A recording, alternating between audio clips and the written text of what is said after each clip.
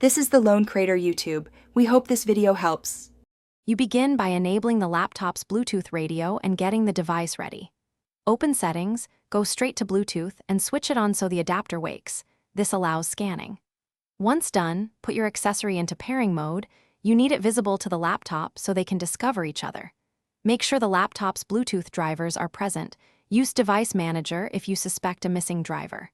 These steps reduce discovery failure and speed up the next actions.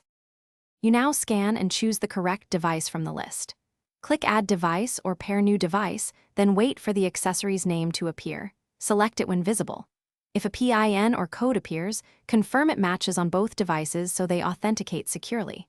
Once paired, the OS negotiates profiles like audio or file transfer. Grant the permissions it requests. If you plan to use specific features, make sure the right profile is enabled in settings before moving on.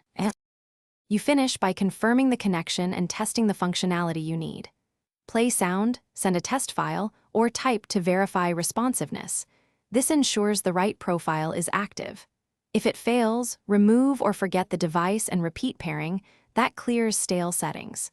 Make sure drivers are current, and if needed, reboot or toggle Bluetooth off and on to reset the stack. One key troubleshooting tip: updating the Bluetooth driver often fixes pairing and stability problems quickly. Thanks for watching. Consider subscribing if we helped you.